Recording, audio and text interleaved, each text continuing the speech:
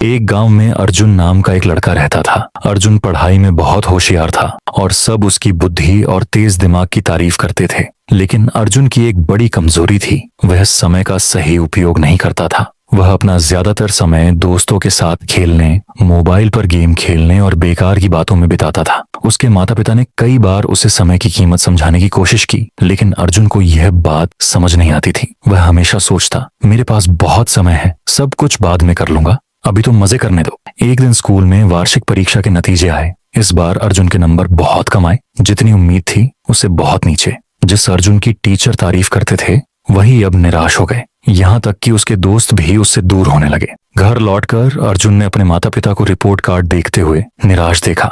अर्जुन को खुद पर गुस्सा आया, लेकिन उसे समझ नहीं आया कि अब आदत कैसे बदले। उस रात अर्जुन अपने दादाजी के पास गया, जो गांव के सबसे समझदार और सम्मानित बुजुर्ग थे। दादाजी के पास बैठकर अर्जुन ने अपनी परेशानी बताई और कहा, दादाजी, मैं समझ नहीं पा रहा कि मैं इस बार फेल कैसे हो गया, जबकि मैं एक अच्छा छात्र हूँ। दादाजी मुस्कुराए और बोले, बेटा, समस्या यह नहीं कि तुम अच्छे छात्र नहीं हो, समस्या यह है कि तुमने समय को हल्के में लिया। समय बहुत कीमती होता है, अगर इसका सही उपयोग करो तो सफलता मिलती है, और अगर इसे बर्बाद करो तो ये पीछे खींच लेता है। अर्जुन ने हैरानी से पूछा, लेकिन दादाजी, समय तो हमेशा होता है ना, मैं बाद में भी सब कर सकता हूँ। दादाजी गंभीर होकर बोले, नहीं बेटा, समय नदी के बहते पानी जैसा है, जो बह गया वो कभी वापस नहीं आता। चलो मैं तुम्हें एक कहानी सुनाता हूँ, जिससे तुम्हें समय की कीमत समझ में आएगी। दादाजी ने कहानी शुरू की। बहुत समय पहले विक्रम नाम का एक शक्तिशाली राजा था। उसके पास बहुत धन दौलत, भव्य महल और ढेरों नौकर थे, लेकिन उसे भी समय बर्बाद करने की आदत थी। वह देर से उठता, दरबार की जगह दोस्तों के साथ समय बिताता और हर काम कल पर टाल देता। एक दिन एक साधु उसके दरबार में आया और बोला, राजा जी, आपके पास सब कुछ है, लेकिन आप अपनी सबसे कीमती चीज समय को बर्बाद कर रहे हैं। अगर आपने इसे सही से नहीं अपनाया तो एक दिन आपको पछताना पड़ेगा। राजा हंसते हुए बोला,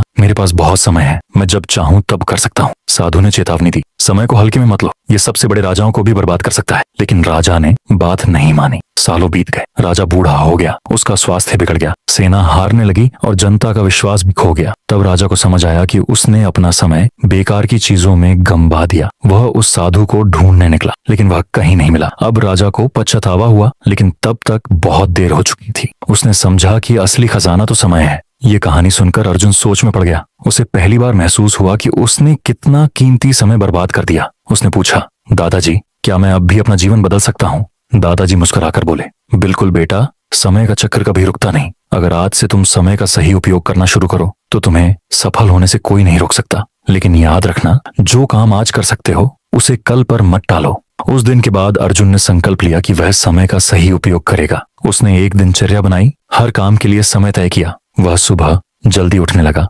पढ़ाई पर ध्यान देने लगा और व्यर्थ की बातों से दूर रहने लगा। धीरे धीरे उसके मेहनत के अच्छे नतीजे आने लगे। अगली परीक्षा में वह क्लास में प्रथम आया। फिर वह एक सफल व्यवसायी बना और अपनी जीवन शैली से सबको प्रेरित किया।